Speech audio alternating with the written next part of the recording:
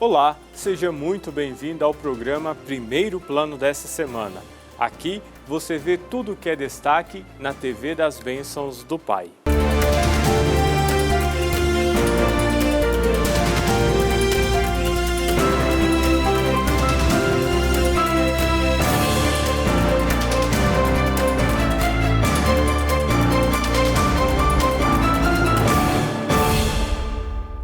Iniciamos o primeiro plano dessa semana com uma matéria especial.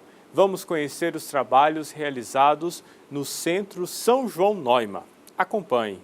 Nós estamos aqui no Centro Social Redentorista São João Noima. E para começar, apresenta para a gente esse projeto, quando surgiu, quando começou e qual que é a finalidade? Então, o projeto ele começou, na verdade, no mês de maio.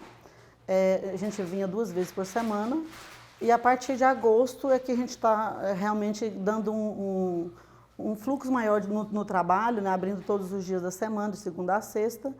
E o propósito é acolher a comunidade local, seja crianças, adultos ou idosos. Nós temos já, nesse comecinho, um número de pessoas, que tanto de adolescentes, crianças, quanto de jovens e adultos. Porque para a gente o importante é acolher a comunidade num projeto da igreja para que as pessoas possam vir desenvolver alguma habilidade, conviver umas com as outras, né?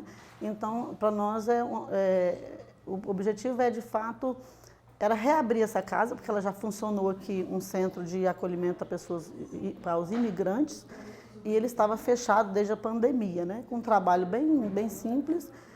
O trabalho com migrante é para continuar. No momento a gente não está tendo nenhum tipo de função específica com pessoas com imigrantes, mas nós estamos fazendo já o trabalho com a comunidade local. Então tem a finalidade também de continuar esse projeto. Mas a gente sabe, falta profissional, nós precisamos de outras pessoas para que façam um bom trabalho, porque aqui tudo é feito com perfeição, não é? Isso, a gente está bem assim, de agosto para cá, recomeçando esse projeto. Nós já estamos com 2 atividades, que é o artesanato e aula de violão, mas a intenção é ampliar cada vez mais, oferecendo serviços à comunidade. Para isso, a gente precisa, sim, de pessoas que se interessem em vir somar com a gente nesse projeto, para que a gente possa estar ampliando e melhorando a qualidade do nosso trabalho, do nosso atendimento às pessoas da região. Margarida, agora conta pra gente, estão aqui as meninas fazendo uma aula de artesanato. É aberto para todo o público? Tem faixa etária? Como que faz, quem quiser participar? Então, não tem faixa etária. Nosso projeto é para acolher crianças até pessoas idosas de todas as idades. Então, quem desejar vir participar é sempre bem-vindo. A gente está aqui de segunda a sexta. O artesanato ele é segunda e quarta, tanto no período matutino quanto vespertino. E no momento eu tenho pessoas idosas, crianças, jovens. Então, quer dizer, é aberto de fato para todos os públicos. E o que elas estão fazendo hoje nessa aula de artesanato? O que vocês trabalham por aqui? Então, eles estão trabalhando o biscuit, que é uma atividade que trabalha com que eu chamo de porcelana fria, né? E tem também um outro grupo fazendo bordado em fita, que a gente chama. Mas aqui a gente vai trabalhar uma diversidade de artesanato, né? Então, a pessoa pode vir, que a gente vai trabalhar na linha de reciclagem. Mesmo o biscuit a gente recicla muito, hoje já estão fazendo uma arte ali com latinha de extrato de tomate. Então, assim, a gente usa muito o artesanato com reciclagem, para dar uma possibilidade da pessoa fazer o artesanato em casa com o menor custo possível. E a produção que acontece aqui, é feito algo específico com que eles produzem? Então, até o momento, a gente ainda não fez nenhum tipo de venda ainda, né, do trabalho que elas estão fazendo, porque está muito no começo ainda, mas a intenção é sim fazer uma parceria. Nós trabalhamos em parceria com a Paróquia Nossa Senhora de Lourdes, né, um projeto que funciona no espaço da Paróquia Nossa Senhora de Lourdes. E a intenção é que essa parceria nos ajude a estar vendendo também lá no bazar da paróquia, ou então no próprio bazar das nossas obras lá em Trindade, né? A respeito desses produtos, pode chegar aqui sem saber fazer nada de artesanato? Tem que ter uma noção? Como que é? Pode vir crua de tudo. Aqui a gente ensina tudo, né? Desde o comecinho, os primeiros passos, até quem já sabe, quer melhorar, quer aperfeiçoar a técnica. Então, assim, a pessoa pode vir. Eu tenho uma jovem no período da tarde, ela fez biscuit na infância, na escola. Hoje ela está aqui para retomar aquilo que ela começou lá na infância e já está trabalhando muito bem, comprando material, fazendo em casa. Então, assim, a gente já vê que a pessoa já está desenvolvendo uma habilidade que já tinha desde a infância. Tem pessoas que veem sem saber fazer nada, já se encantou e quer continuar fazendo, está fazendo em casa. Então, o importante é isso, a gente perceber assim, o bem-estar da pessoa. Se ela aprende muita coisa, não importa para a gente. O importante é ela desenvolver um momento de bem-estar, né, de convivência. Aqui a gente conversa, eu sempre brinquei, desde o centro de convivência que eu trabalhei com artesanato, que a gente pinta, borda e fuxica. E são bem animados os dias aqui, né? Isso, é uma manhã que passa rápido, rapidinho. Nossa, está na hora de ir embora. Então, assim, é realmente um momento agradável do dia para que elas possam vir e ter esse momento tranquilo, né? Você já visitou o Santuário Basílica na capital da Fé? Se sim, já foi até a Sala das Confissões? Vamos saber mais sobre o que acontece lá. Uma das maneiras de se aproximar do Divino Pai Eterno é por meio do sacramento da confissão, conhecido também como penitência ou reconciliação. Ele foi instituído por nosso Senhor Jesus Cristo, para que os cristãos recebam a graça do perdão. É a oportunidade de cada cristão fazer a experiência da misericórdia de Deus. Deus, que é nosso Pai, deseja que a cada dia nós possamos crescer no caminho da fé, no caminho do bem, no caminho do amor, pois assim Ele nos deixou como um mandamento: amai-vos uns aos outros, assim como eu vos amei. E diante deste mandamento, diante desse convite para que nós possamos viver o amor, somos a cada dia convidados a crescer nesse caminho, no caminho do bem, no caminho da fé. E o Pai Eterno, que sabe das nossas limitações, das nossas fraquezas, está sempre como Pai misericordioso, desejando que o Filho possa renascer, crescer na graça, nos acolhe sempre com amor, com carinho e ternura, no sacramento da misericórdia, no sacramento da reconciliação. Confessar é o exercício de voltar a Deus. Como seres humanos, estamos sujeitos a cair, mas o ato de levantar depende de cada um de nós. Nós somos chamados a cada dia a reconhecer essas fraquezas, pois quando reconhecemos, nós damos o primeiro passo para que nós possamos nos transformar e nos tornar verdadeiramente filhos amados de Deus, Divino Pai Eterno. Para fazer uma boa confissão e restabelecer o estado de graça dada pelo Pai Eterno no batismo, é necessário o exame de consciência, com o auxílio do Espírito Santo, para que possamos olhar para os nossos erros e falhas e sermos capazes de nos reconhecer como pecadores. O cristão que busca o sacramento precisa fazer uma boa revisão de vida, o exame de consciência e olhar para o coração, olhando também para o coração de Deus, que é um coração cheio de amor, e reconhecer aquilo que ainda nos impede de também viver essa experiência de ter um coração como é o coração amoroso de Deus. É um momento oportuno que nós vamos reconhecendo nossas fraquezas, sabendo da graça, da misericórdia de Deus, nós vamos deixando que Ele nos dê força para cada dia melhorar. Os católicos devem se confessar no mínimo uma vez ao ano, conforme manda o segundo mandamento da lei da Igreja. E a confissão não pode ser encarada como uma obrigação, e sim uma oportunidade de receber a misericórdia do Pai. Mas a questão da quantidade, depende muito da consciência da pessoa. É claro que é a consciência que vai nos acusar, no caso de que nós estamos precisando dar uma parada, revisar algumas coisas e fazer a experiência da misericórdia de Deus para que Ele nos ajude a cada dia a nos transformar. Então a questão da quantidade, a questão da busca do sacramento, depende muito do coração, da consciência do penitente. A Igreja ensina ainda que todos nós católicos, por meio do batismo, devemos e podemos confessar para encontrar caminhos para chegar à conversão. Então, todo batizado pode buscar o sacramento da reconciliação. Depende, de fato, desse desejo. Isso.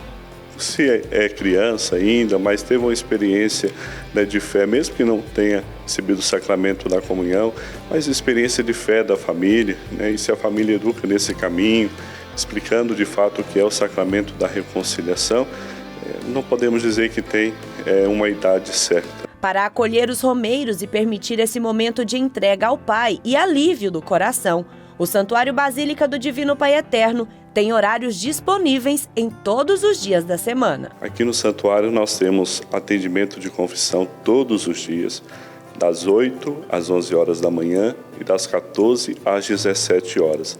De segunda a sexta-feira nós temos o atendimento lá no santuário, numa capela, um espaço para o atendimento ao lado do ícone da Mãe do Perpétuo Socorro. E nos finais de semana, sábado e domingo, o atendimento é aqui no subsolo do santuário, por causa da quantidade de pessoas nos finais de semana. Durante a semana, normalmente, um padre fica de plantão, tanto para a confissão como para a bênção. E nos sexta, sábado e domingo, tem um grupo maior para atender, para acolher bem, para que todos que vêm à casa do Pai, e como Jesus apresentou para nós, a casa do Pai é também a casa da misericórdia, né? O Pai misericordioso que está à nossa espera, quando vê o nosso desejo de mudar, de voltar para casa, Ele corre ao nosso encontro, nos abraça, nos beija, faz a festa. Aqui no santuário é esse momento do sacramento da reconciliação. O Pai Eterno nos esperou, ao nos ver vai ao encontro, à praça, e deseja que possamos, de fato, renovar nossa vida de filhos e filhas amados e amadas dele. Lembrando que para que a confissão seja válida, é preciso que o cristão entenda que esse é o retorno aos braços do Pai. E por isso deve haver uma mudança de vida. Os santuários de Nossa Senhora da Salete, espalhados pelo Brasil, estão em festa. Afinal, são 177 anos de aparição da Santíssima Virgem Maria em La Salette, na França. E o Alain Ribeiro esteve no santuário dedicado à Virgem Maria e acompanhou a festa em honra a Nossa Senhora. Vamos ver.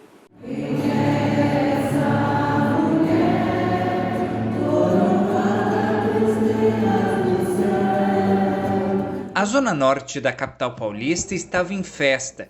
O santuário de Nossa Senhora da Salete, no bairro Alto de Santana, pôde celebrar a sua padroeira. E nenhum detalhe passa desapercebido pela Rosana, que é voluntária na festa.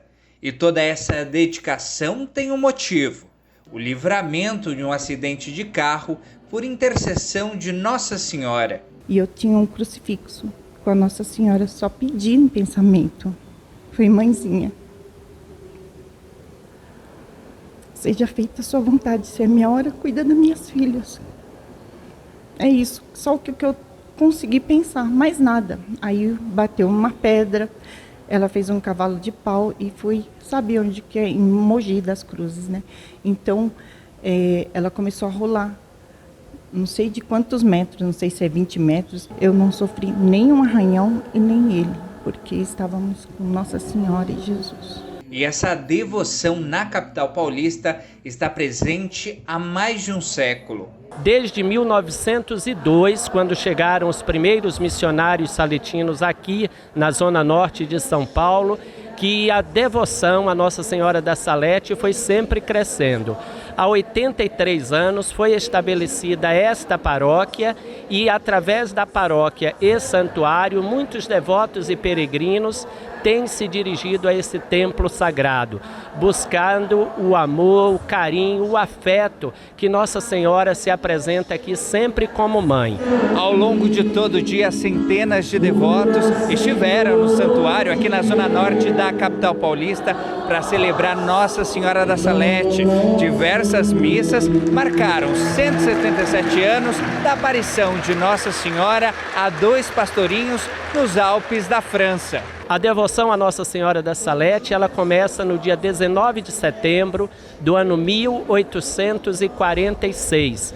Portanto, há 177 anos, quando duas crianças, Maximino e Melânia, pobres, analfabetas, foram pastorear um pequeno rebanho num local chamado La Salette.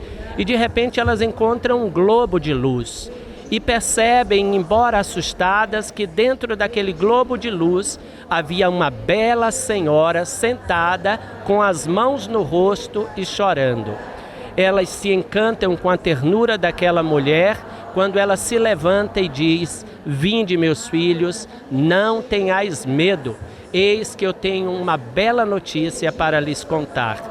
E a partir daquele momento, a bela senhora, como as crianças a definem, começa a conversar, começa a dizer que a situação de fome, de miséria que o povo da França e de toda a região passava naquele momento, não era por vontade daquele a quem ela chamava de meu filho. E aí foi dizendo, olha, se converterem, as pedras e os rochedos se transformarão em montões de trigo e as batatinhas serão transplantadas nos roçados. E quem esteve presente nesse dia de celebração foi o padre Antônio Maria, que também tem uma relação bem próxima com a Virgem da Salete. Que é uma alegria muito, muito grande estar aqui. Eu já não sei mais contar as vezes que Deus me deu essa alegria de estar aqui no santuário. E uma das grandes alegrias que eu senti na minha vida sacerdotal foi ir à Salete, lá ao santuário original da Salete, na França. Já fui várias vezes, mas a primeira vez jamais vou me esquecer, jamais, jamais, jamais.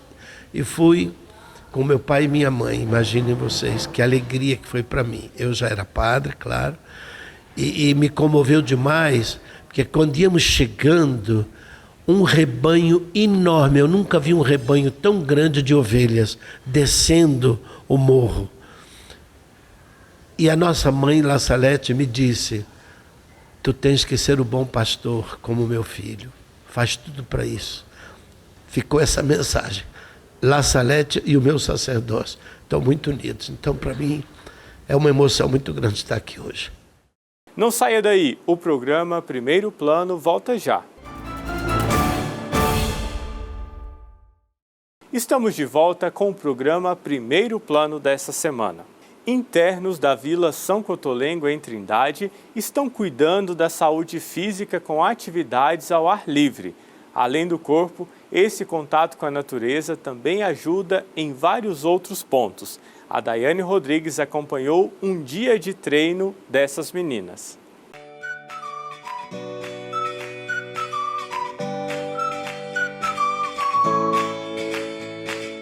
Manter uma rotina de atividades físicas ao ar livre é importante para a saúde do corpo e da mente. Por isso, algumas internas da Vila São Cotolengo saem da realidade hospitalar para caminhar no Parque Lara Guimarães, que fica em Trindade. O espaço permite que elas respirem um ar fresco e tenham contato com a natureza. A gente procura fazer o máximo possível, de trazer eles ao ar livre, fazer uma atividade fora do seu ambiente, onde eles vivem, Por quê? Fazer uma caminhada no lago desse, a natureza propõe um bem-estar físico e social para os nossos pacientes. É de muito grande assim para eles de conhecer um ambiente diferente da onde eles estão. Para a Fernanda, o momento ideal para deixar o corpo em forma. Aí fica magrinha, fica boa, e aí fica forte, saudável, que caminhada é muito bom para a pessoa ficar saudável. Mas, na verdade, os benefícios vão além do que ela espera. A prática da atividade física aqui ao ar livre ajuda na mobilidade, na flexibilidade e até mesmo na interação de todas as internas. Melhora muito a questão da ansiedade, a depressão, de viver em um ambiente hospitalar, Então isso proporciona muito assim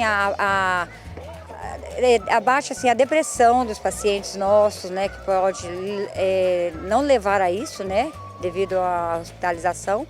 E assim, abaixa o nível de diabetes, pressão alta, E assim, realmente é esse contato com a natureza, que é o principal para nós, com os nossos pacientes, fora do seu ambiente. E há todo um preparo para garantir uma caminhada tranquila. Alguns pacientes com algumas limitações, aí sim a gente tem que tomar uma precaução maior, Mas no nosso caso aqui de hoje não, todo mundo consegue andar livre, Eles conseguem fazer uma boa caminhada. Pelo rosto das meninas, é possível ver que muito mais do que ter apenas um dia agradável, essa prática melhora o humor e traz sensação de felicidade e de calma no pós-exercício. Alegria que também é sentida por quem caminha junto com elas.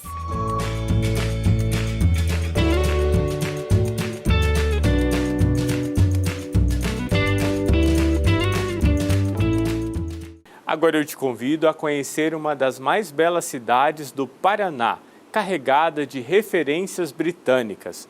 Londrina é também um lugar de fé e muitas histórias. Quem guia a gente nessa viagem é o repórter Alan Ribeiro.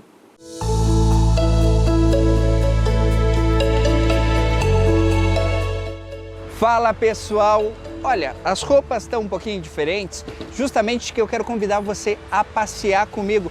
Quem sabe esse não é o destino da sua próxima viagem. Essa cidade é uma cidade do interior do Paraná de 575 mil habitantes. Bom, a gente desembarca no dia de hoje em Londrina, no Paraná, e o nosso ponto de partida vai ser o Parque Iguapó, e você é convidado mais do que especial a explorar essa cidade junto com a gente. Simbora! Uma das mais belas áreas é o Lago Igapó, que vem do tupi e significa transvasamento de rios. Além de toda a beleza que dá para aproveitar com toda a família, é possível desfrutar de um passeio de pedalinho. E essa queda d'água aqui dá todo um charme ao lago. Mas o nome Londrina não te soa familiar? A semelhança não é mera coincidência. A maior cidade do norte do Paraná nasceu por influência de uma empresa inglesa.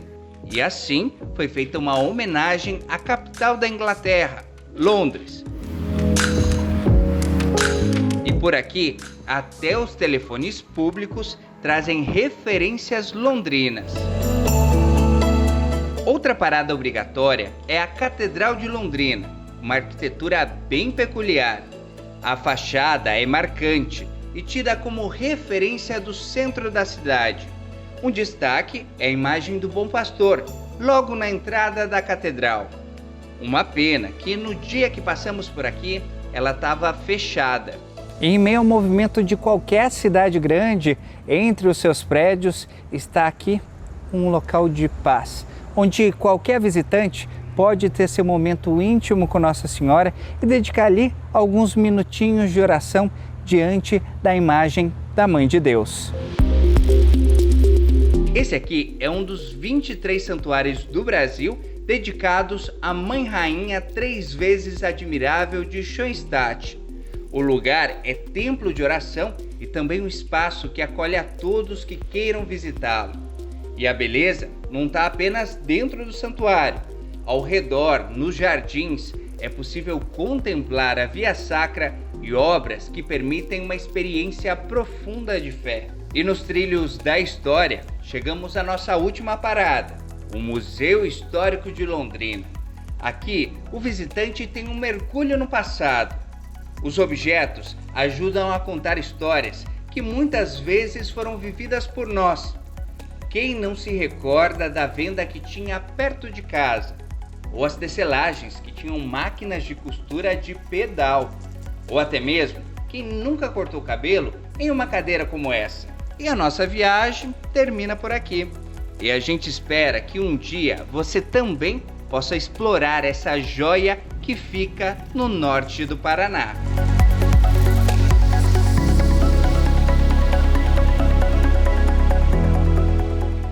Eu convido você a acompanhar uma reportagem especial preparada com muito carinho pela nossa equipe.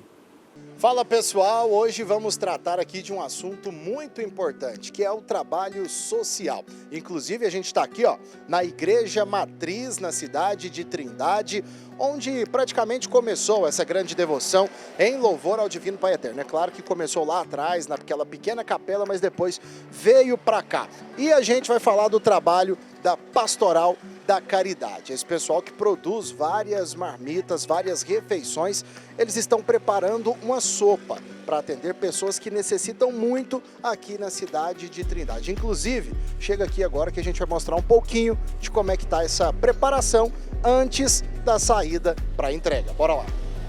E aqui dentro, muitas pessoas trabalhando, empenhadas em preparar essa refeição. E eu estou aqui com a Liana, que já participa do projeto há algum tempo. Liana, vai deixar aqui a colher um pouquinho agora para conversar conosco sobre esse projeto da Pastoral da Caridade aqui da Igreja Matriz. O que é esse projeto? De onde veio essa ideia de atender essas pessoas que precisam tanto com uma refeição tão nutritiva que é essa sopa com várias verduras?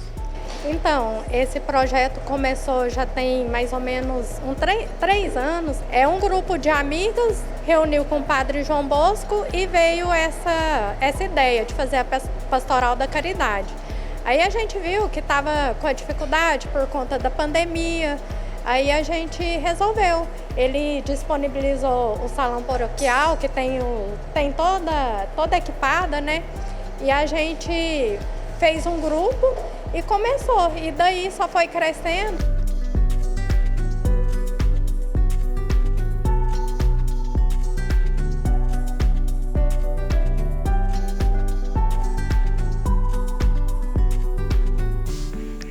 E como vocês já perceberam, são muitas as opções de alimento. Tem brócolis aqui dentro, ó. Vou até pegar um para mostrar para vocês. Tem cenoura também, tem os pães que acompanham a sopa, tem batatinha aqui, tem o tomate, olha o tanto que tá bonito esse tomate, ó, que vai ser levado para o pessoal também. E a galera tá preparando tudo com muito carinho aqui, esse trabalho da Pastoral da Caridade da Igreja Matriz. Tô aqui com a Ionara, que é coordenadora dessa pastoral.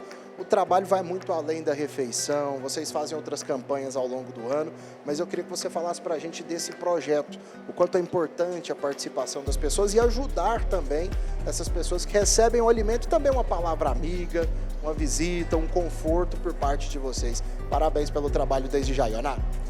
Primeiramente, obrigada. A Pastoral da Caridade, ela foi criada para atender as famílias em situação de vulnerabilidade, principalmente alimentar, né? E por isso nós criamos o Sopão da Caridade, que é uma sopa muito nutritiva, nós prezamos por isso, né? Por ter uma sopa, você pode estar mostrando aqui, ó, a nossa sopa tem brócolis, tem batata doce, cenoura, batatinha, carne moída, macarrão, tem milho também. Nós costumamos receber muitas doações dos nossos colaboradores. Muitas vezes nós temos famílias que têm onde morar, mas dentro de casa não tem o alimento para comer, estão todas com fome.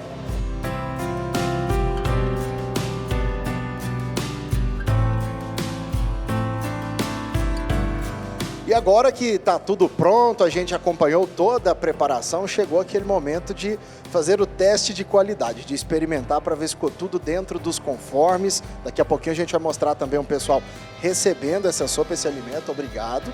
E eu vou experimentar aqui, né? Não sou bobo, vou aproveitar e já matar minha fome também.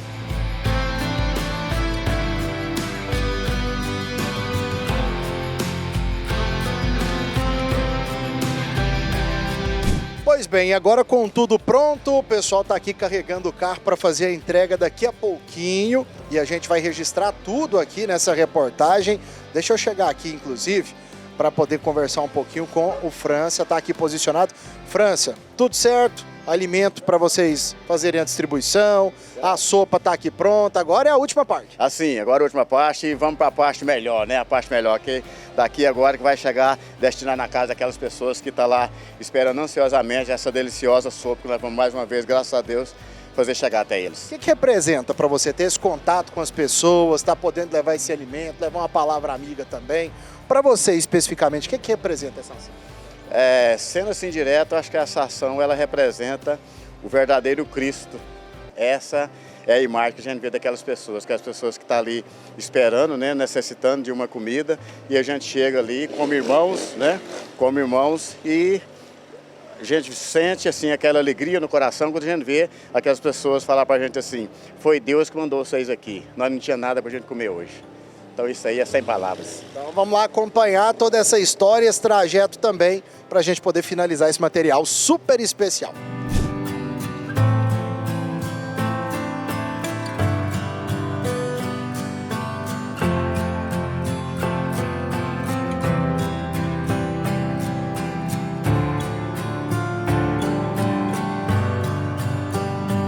Essa aqui é a Vila dos Sonhos, na cidade de Trindade, uma região com várias famílias que precisam desse alimento que é preparado com tanto carinho. A gente acompanhou todo o processo de preparação e assim é feita a distribuição. Cada um recebendo kits com verduras, algumas frutas também, e esse alimento preparado, a sopa, que vai atender bem várias famílias aqui da região.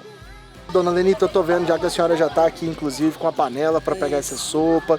O que representa? O quanto que ajuda um alimento como esse, essa ação do pessoal lá da igreja? tudo pra gente, né? Tem pessoa que não tem nada, dizem que chegou na boa hora. Às vezes o dinheiro não sobra para comprar um alimento tão nutritivo, né? Não sobra, não. Não sobra. Como é que é a família da senhora? Conta pra gente um pouquinho. Minha família é essa pessoa baixa renda, pobre. São muitas pessoas? Nós somos 4 pessoas. E aí esse alimento dá para todo mundo comer bem? Dá sim, graças a Deus. Isso aqui com pouco, com Deus é muito. Esse alimento é muito importante, muita gente que dá vida de sonho, né? Certo, né? Muita gente, sei lá, né? Fica, tipo assim, né? Às vezes o dinheiro não sobra, né? Isso. É muita família, né? Muito meninado, igual vocês estão vendo aí, né? E eu também tenho um casalzinho de filhos, né? E muito, realmente, né? Fica meio fácil na mesa da gente, tem vezes o Geraldo ajuda a gente, né? Com os alimentos.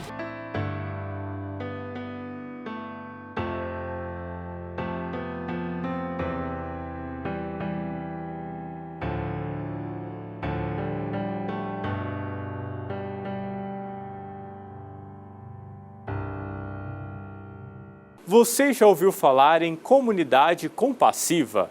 É uma iniciativa comunitária onde os grupos de vizinhos se unem para organizar formas de auxílio às pessoas. Funciona como uma espécie de rede de apoio. Vamos saber mais com Alex Rodrigues. Muito bem, vamos abordar esse assunto muito importante, que é esse trabalho realizado pelas comunidades compassivas, cuidando de maneira paliativa de pessoas que necessitam desses cuidados em várias regiões do Brasil. Hoje eu estou aqui com o Alexandre, que representa 2 comunidades muito importantes a nível nacional. Primeiramente, bom tê-lo com a gente, Alexandre. Olá, o prazer é todo meu. Muito obrigado. Alexandre, e conta pra gente, né, o que são esses cuidados paliativos que essas comunidades elas assumem, né, as comunidades compassivas assumem junto às pessoas que tanto necessitam dentro de uma comunidade, dentro de uma favela, enfim, dentro de uma determinada região? Na verdade, a gente precisa diferenciar de início, Alex, que cuidados paliativos é um cuidado oferecido a pessoas que têm uma condição que ameaça a vida de continuar. Seja essa condição aguda ou crônica. Desde que a pessoa tenha uma condição que ameace a vida, ela necessita de um cuidado, mesmo que junto ao tratamento, ela necessita de um cuidado para gerar qualidade de vida independente da condição de doença. Então, isso é o cuidado paliativo. Outra questão é a comunidade compassiva. A comunidade compassiva é onde a gente, dentro de um determinado território, a gente capacita as pessoas que moram ali, os leigos, para, junto conosco, profissionais de saúde, ajudar a amenizar o sofrimento dessas pessoas do seu território, fazendo com que as pessoas cuidem das suas próprias pessoas. Entendendo que é muito presunçoso pensar que somente os profissionais de saúde, junto com o governo, dá conta de uma população de pessoas idosas que somos nós que estamos chegando, sem contar com a coparticipação social. Certo, Alexandre, eu queria saber de você, assim, como é que é lidar com esse tipo de pessoa, com esse tipo de cuidado, né? O que é oferecido para essas pessoas? Claro que imagino que cuidados médicos, cuidados psicológicos principalmente, mas como é que é lidar com esse tipo de paciente já nessa situação? Na verdade, a gente sabe que a pessoa que tem uma condição ameaçadora de vida, ele apresenta o que a gente chama de dor total. É uma dor que vai para além do físico. É uma dor, como você bem colocou, uma dor que é psíquica, uma dor que é espiritual e uma dor que é social. A gente olha para essa pessoa além da doença, que como a doença tem uma potencial não cura, a gente tem que cuidar da qualidade de vida da pessoa para que ele consiga passar por esse momento, independente de ter cura ou não, né? Agora, o que é fazer cuidado paliativo? Esse é o grande cerne da questão. O cuidado paliativo ele é alicerçado em dois grandes pilares. Um pilar é comunicação. Uma comunicação compassiva, uma comunicação coerente, que eu vá ao encontro da pessoa para poder ouvir o que ela sabe, ouvir o que ela quer ou não saber e ir ao encontro à expectativa de vida dela, enquanto desejos, vontades, para que a gente possa, junto os profissionais de saúde, porque é uma especialidade totalmente multiprofissional e interdisciplinar, cuidar dessa pessoa. Outro pilar é controle de sintomas.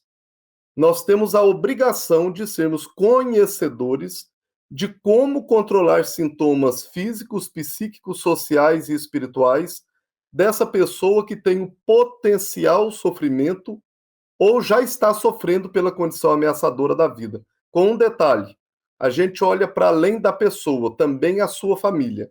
Com outro detalhe, vai desde o diagnóstico até o luto familiar pós-óbito dessa pessoa.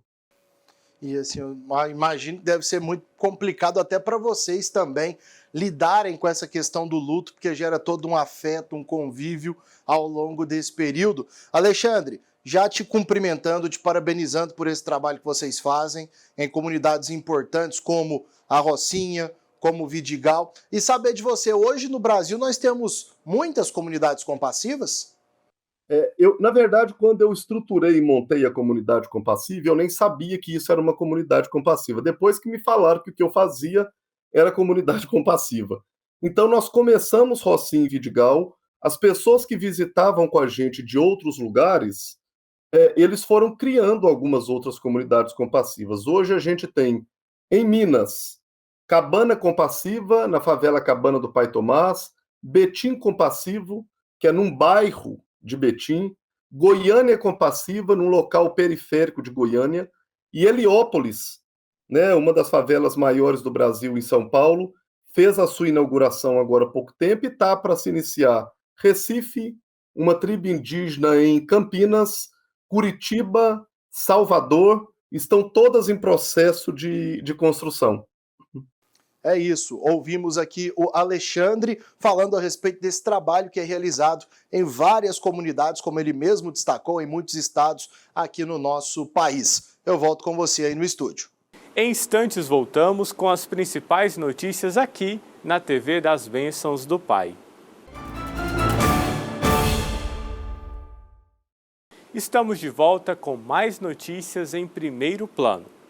Eu convido você a assistir uma entrevista com o representante da Caritas sobre o tráfico humano, um dos negócios mais rentáveis para as redes criminosas globais e que tem um impacto profundo nas comunidades da Tríplice Fronteira, que engloba Colômbia, o Peru e o Brasil. Vamos acompanhar. Eu queria que a senhora falasse um pouquinho mais sobre essa questão tão triste, né, que é o tráfico internacional de pessoas. Então, nós estamos em regiões de fronteiras, né? Eu estou falando de São Luís, mas eu vivo em Boa Vista, Roraima, e também uma realidade fronteira com Guiana e Venezuela. E nos traslados das migrações, nós temos muito fortemente a atuação das máfias que recrutam, que aliciam pessoas para o tráfico humano, né? De modo especial para o trabalho análogo ao escravo e também as mulheres para exploração sexual comercial. Nós temos dois elementos importantes a considerar nas fronteiras. Uma questão importantíssima é justamente a fragilidade na segurança dessas fronteiras, né? A atuação, a circulação de grupos especializados no tráfico e no contrabando de imigrantes é muito amplo. Então, a questão da segurança é bem complexa nessas regiões de fronteira. E o outro elemento é justamente a falta de informações. Então, isso faz com que as pessoas não estejam preparadas para enfrentar esse tipo de delito. Márcia, como é que essas quadrilhas agem e quais são as pessoas que eles procuram? Eminentemente, nas nossas pesquisas, aparecem os migrantes em situação de vulnerabilidade, né? Aqueles migrantes que estão em situação de quase desespero, né? Que precisam de trabalho, que precisam garantir a sobrevivência das famílias. Então, essas pessoas elas já estão padecendo o sofrimento da migração e elas caem muito facilmente nessas rotas do crime organizado porque elas muitas vezes são levadas pelo discurso, né? O discurso de que não, a gente tem uma proposta boa de trabalho, você vai conseguir, em pouco tempo, resolver seu problema econômico, né? Vai conseguir muito dinheiro. Então, tem um discurso muito forte que faz com que as pessoas, em situação assim, de quase desespero, sejam muito, muito fáceis de serem aliciadas, né? E depois que elas são aliciadas, elas são levadas para onde e como é que é a vida delas lá fora? Então, no geral, aquilo que configura tráfico é toda forma de violência que é atribuído ao processo, que entra, então, a questão do engano, né, no recrutamento. Então, se a pessoa promete um tipo de situação e, na verdade, se concretiza com outra, é configurado o tráfico. E depois, as pessoas, elas são, no geral, se confiscam os seus documentos, que é uma forma de controle, né, da liberdade dessas pessoas, e também se leva essas pessoas para regiões desconhecidas. A gente tem diversas regiões da fronteira, muitas fazendas que levam os migrantes para trabalhar, com promessas que eles vão receber por semana e tal. E aí, quando o migrante chega no local de trabalho, ele se depara com um processo de endividamento. E esse endividamento também configura tráfico, porque a pessoa acaba trabalhando em situações análogas à escravidão. Márcia, o que a Repam está fazendo exatamente para evitar esse tipo de situação? A Repam está com frentes de acompanhamento pastoral em todas as fronteiras. Existe uma equipe chamada Eixo Fronteira, Eixo Igreja e Fronteiras. A igreja tem atuado muito fortemente em lugares como Roraima, por exemplo, que há uma total omissão do Estado, do governador do Estado, né? Inclusive, omitindo informações, omitindo dados sobre tráfico de pessoas. Então, a igreja tem tido um papel circunstancial e muito importante na denúncia e no enfrentamento ao tráfico. Eu convido você a acompanhar uma reportagem especial preparada com muito carinho pela nossa equipe. Eu chamo a sua atenção para uma doença ocular muito comum, a catarata. Trata-se de uma lesão ocular que atinge e torna opaco o cristalino, que é a lente situada atrás da íris, cuja transparência permite que os raios de luz atravessem e alcancem a retina para formar a imagem. Eu estou falando assim, parece complicado de entender, né? Mas não se preocupe.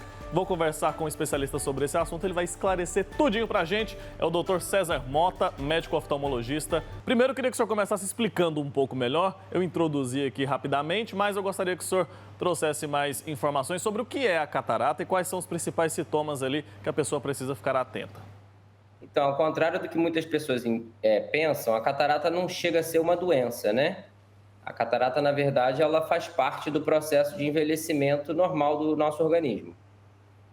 E o que vem a ser a catarata? Para a gente ter uma visão nítida, a gente precisa que os raios luminosos que chegam aos olhos, ele passe por meios transparentes e cheguem até a retina, onde a gente consegue fazer a transformação do estímulo luminoso em imagem que vai ser interpretada pelo cérebro. A partir do momento que a gente tem algum desses meios que seriam para ser transparentes, perdendo a sua transparência, a gente tem uma dificuldade nesse transporte. E é exatamente isso que acontece na catarata. O cristalino, que é uma lente intraocular, que a gente já nasce com ela, ou seja, é uma lente que faz parte do olho, uma lente natural, ela com a idade ela começa a perder essa transparência. Então ela vai ficando mais opaca. Então ela funciona como se fosse um vidro que está sujo. E você quer ver através desse vidro. Então o que a gente tem que fazer? A gente tem que limpar esse vidro, trazer transparência novamente, para a gente, a partir daí, conseguir enxergar nitidamente outra vez. Isso é feito através de cirurgia. Hoje em dia não existe nada que consiga fazer com que a catarata retorne ou que a gente consiga evoluir esse processo. Não existe colírio, não existe vitamina, não existe nada que possa ser feito a não ser a troca desse cristalino natural por um cristalino artificial, que são as lentes intraoculares que a gente coloca após a remoção da catarata. Entendi, doutor. Então, o senhor começou falando que a catarata não é uma doença em si, né? Ela é um processo de envelhecimento. Então, é correto dizer que todo mundo, ao chegar em uma certa idade, pode ter catarata? Isso, que nem a gente vai ter ruga, que nem vai ter cabelo branco, vai ter catarata também. Com o envelhecimento cada vez maior da população, a incidência está cada vez maior. E por que uma pessoa precisa fazer a cirurgia e outras pessoas não precisam? Então, na verdade, antigamente a gente tinha uma maneira de conduzir isso que vem se tornando um pouquinho diferente atualmente. Antigamente você postergava muito o processo cirúrgico, as pessoas muitas vezes eram resistentes, até pelo resultado visual não sendo o ideal muitas vezes, né? Hoje em dia não. Hoje em dia, quando você inicia o processo de catarata, rapidamente o médico, em geral, já costuma indicar a cirurgia. E por que isso? Porque a gente sabe que tem um nível de segurança muito grande no processo cirúrgico, o resultado é muito, muito vantajoso na maioria dos pacientes. Então, assim, a indicação cirúrgica está cada vez maior e mais cedo de ser feita, entendeu?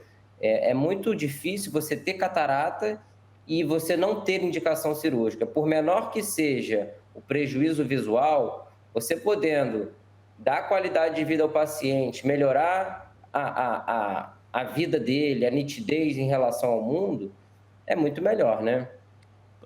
Vale a pena, né, doutor? É uma cirurgia simples, então? Simples, eu não diria que é simples, porque, assim, para você poder fazer uma cirurgia de catarata, você passa por um processo de aprendizado muito longo, você precisa ter materiais altamente especializados. Então, assim, não diria simples, mas é uma cirurgia hoje em dia muito segura, é uma cirurgia rápida, que você tem um retorno às atividades muito rapidamente. Então, a gente está operando um paciente, 2 dias depois ele consegue voltar para suas atividades profissionais. Enfim, é um processo cirúrgico muito seguro hoje em dia. Certo, é uma boa notícia, né, doutor? O pessoal está se especializando, conseguindo fazer essa cirurgia de forma mais segura, então isso dá mais qualidade de vida aos pacientes. Agora eu quero entender o seguinte: existem fatores de riscos que aumentem as minhas chances de desenvolver a catarata, além da idade?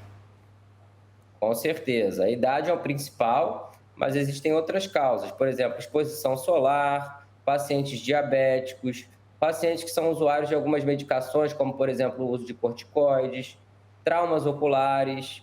Existem cataratas que não estão ligadas ao envelhecimento, mas que são cataratas que, às vezes, o paciente já nasce com ela, que são as cataratas congênitas, geralmente estão associadas a algumas doenças intrauterinas. Então, assim, existem outras causas, apesar do envelhecimento ser o principal fator de desenvolvimento da catarata, sim, que é a catarata senil nesse caso, né, associada à idade. Tá, agora esse tempo seco, ele para muitas pessoas é muito prejudicial, as pessoas sentem uma irritabilidade nos olhos e tudo mais. Ele pode impactar também ou colaborar de alguma forma para o surgimento da catarata ou não? Não, o olho seco não tem relação nenhuma com a catarata, mas muitas vezes o paciente com o olho seco ele tem uma piora da nitidez visual.